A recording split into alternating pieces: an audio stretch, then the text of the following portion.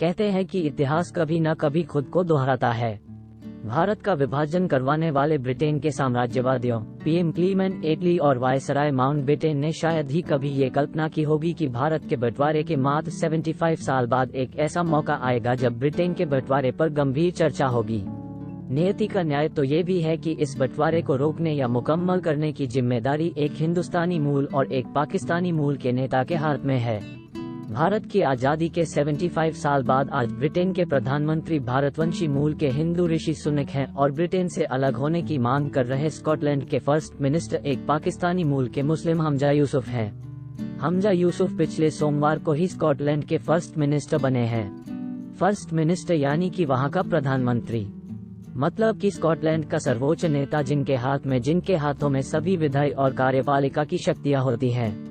Britain का 1947 movement, Britain से स्वतंत्र अस्तित्व की मांग यूं तो स्कॉटलैंड सालों से कर रहा है। हमजा यूसुफ ने चुनाव प्रचार के दौरान सालों पुराने स्कॉटिश गुबार और भावनाओं को खूब हवा दी थी और कहा था कि अगर वे चुनाव जीत गए तो वे स्कॉटलैंड को ब्रिटेन से अलग कर स्वतंत्र देश बनाने की दिशा में मजबूत कदम आगे बढ़ाएंगे। हमजा यूसुफ की इस कॉल को लोगों का जोरदार समर्थन मिला और वे निर्वाचित घोषित किए गए।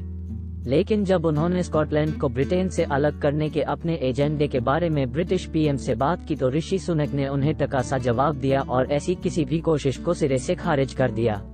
ब्रिटेन के मौजूदा हालात की भारत के बंटवारे के दौर से बराबर की तुलना तो नहीं की जा सकती है, लेकिन वर्ष 2023 का ये ब्रिटेन हिंदुस्तानियों को 1946-47 का वो दौर याद दिलाता है जब ब्रिटेन भारत को बांटने के लिए पंच बना बैठा था। मुस्लिम लीग के नेता मोहम्मद अली जिन्ना और लियाकत अली खान भारत से पाकिस्तान को अलग करवाने के लिए अड़े थे, जबकि गांधी, नेहरू और पटेल ऐसे किसी भी प्रस्ताव के खिलाफ थे।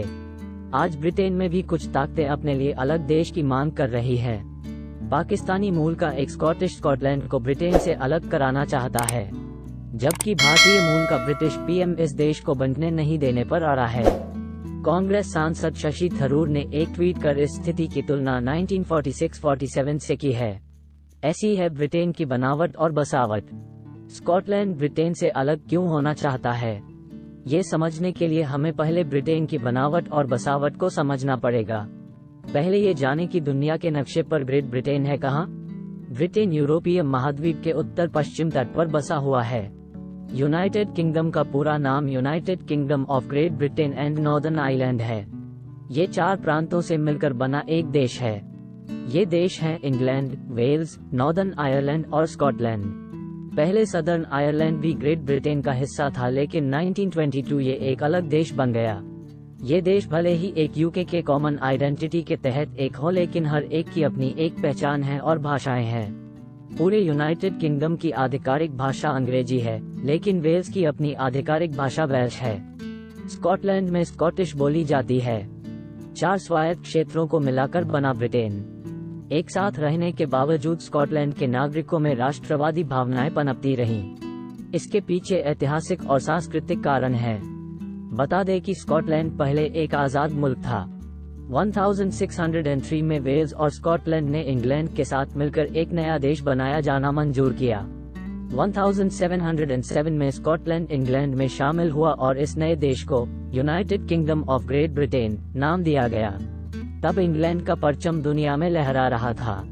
यही वजह रहा कि सन 1800 में आयरलैंड भी इसमें मिल गया, लेकिन ये राजा और कुलीनों का फैसला था।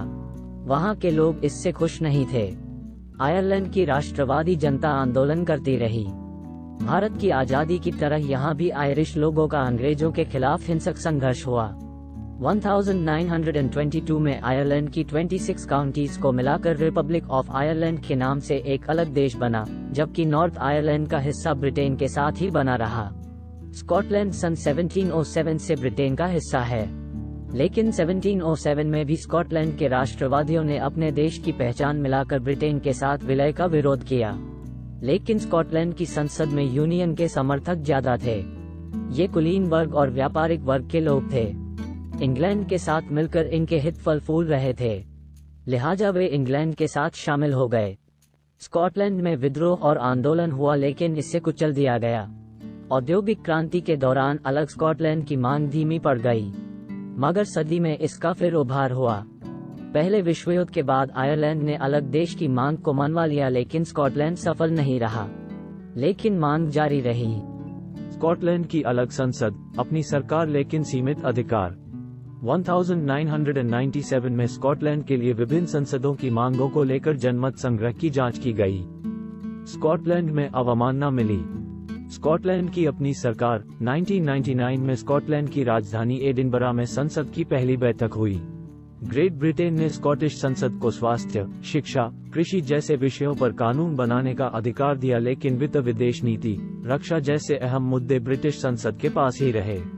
इसी संसद के पहले मंत्री बने हैं हमजा यूसुफ। ऐसा कहा जा सकता है कि स्कॉटलैंड की सरकार संप्रभु सरकार नहीं है, इसलिए यहाँ के प्रमुख एग्जीक्यूटिव को प्रधानमंत्री न सबसे पहले मंत्री कहते हैं। स्कॉटलैंड को अलग देश बनाना क्यों चाहते हैं स्कॉटिश जनता? 2011 में स्कॉटिश नेशनल पार्टी ने स्कॉटलैंड में बहुमत हासिल किया और स्वतंत्र स्कॉटलैंड की मांग को आगे बढ़ाया। 37 साल के हमजा यूसुफ इसी पार्टी के नेता हैं। 2014 में स्कॉटलैंड को ब्रिटेन से संबंधित मांग के लिए स्कॉटलैंड में एक और जनमत संग्रह कहा गया। इस जनमत संग्रह में 45% जनता ने अलग देश का समर्थन किया, जबकि 55% लोग विरोध में रहे। इसके बाद मन में सोचकर स्कॉटलैंड को ब्रिटेन में ही बना रहा, लेकिन वहां की राजनीतिक पार्टियां इस आंदोलन को खाद पानी देती रहीं। इस बार स्कॉटिश नेशनल पार्टी के नेता हमजा यूसुफ ने इस मुद्दे को बढ़ा दिया है। हमजा यूसुफ के पहले मंत्री निकोला समरजियोन 2022 में ही वादा कर चुकी थी कि वे अक्टूबर 2023 में अलग स्कॉटलैंड के लिए जनमत संग्रह करवाएंगे। 55 लाख की जनसंख्या के साथ स्कॉटलैंड ब्रिटेन की जनसंख्या का 1% हिस्सा है। स्कॉटलैंड को लगता है कि लंदन में उसके लिए जा रहे फैसले स्कॉटलैंड के हित में नहीं है। इकोनॉमिस्ट की 2020 की रिपोर्ट के अनुसार इंग्लैंड स्कॉटलैंड का सबसे बड़ा व्यापारिक प्रदर्शन है। स्कॉटलैंड में बनने वाला 60% सामान इंग्लैंड में बिकता है, लेकिन स्कॉटलैंड को लगता है कि इसका पूरा फायदा उसे नहीं मिलता है। हमजा को ऋषि से नहीं मिला ग्रीन इशारों। स्कॉटलैंड के पहले मंत्री बने हमजा यूसुफ ने अपनी पार्टी के एजेंडे के मुताबिक स्कॉटलैंड को अलग देश बनाने के लिए जनमत संग्रह की प्रक्रिया शुरू करनी चाहिए। इसके लिए उन्होंने ब्रिटेन के प्रधानमंत्री ऋषि से बात की। स्कॉटलैंड के पहले मंत्री की मांग पर ऋषि सुनक ने अपनी इस मांग पर 8 शब्दों का जवाब देते हुए कहा, मुझे लगता है कि आप हमारी सुस्थापित स्थिति को जानते हैं। आप इस मुद्दे पर हमारे स्टैंड को अच्छी तरह से जानते हैं। ब्रिटिश प्रधानमंत्री के कार्यालय ने कहा कि पीएम सुन रहे हैं, हमजा के साथ नौकरी जैसे मुद्दों पर मिलकर काम करने को तैयार है, लेकिन जनमत संग्रह पर उनका कोई ध्यान नहीं है। इससे पहले हमजा की जीत पर ब्रिटेन के पीएम ने उन्हें फोन करके बधाई दी थी, लेकिन जाने जब ऋषि सुनक के साथ जनमत संग्रह का मुद्दा उठाया तो पीएम ने समझाते हुए कहा कि ऐसा करना स्कॉटलैंड के लोगों की मुख्य योग्यता से ध्यान देना होगा। इन दस्तावेजों में कमी, स्वास्थ्य सुविधाओं को दुरुस्त करना शामिल है। ब्रिटिश सरकार ने स्पष्ट कर दिया है कि स्कॉटलैंड में वैध जनमत संग्रह की अनुमति देने की उनकी कोई योजना नहीं है।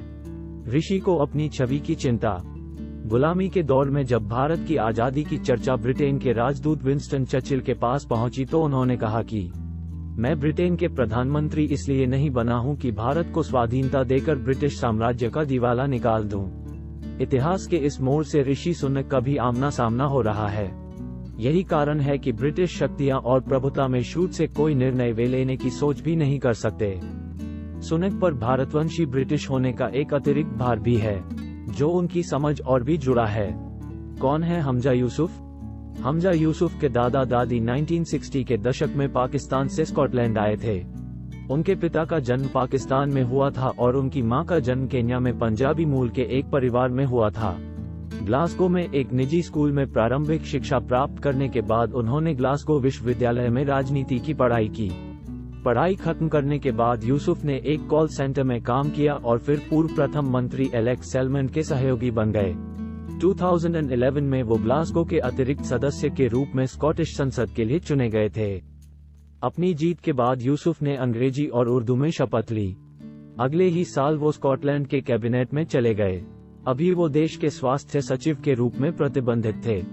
यूसुफ ने साल 2010 में पूर्व एसएनपी कार्यकर्ता गेरलिथगो से शादी की थी, हालांकि 7 साल बाद दोनों का तलाक हो गया।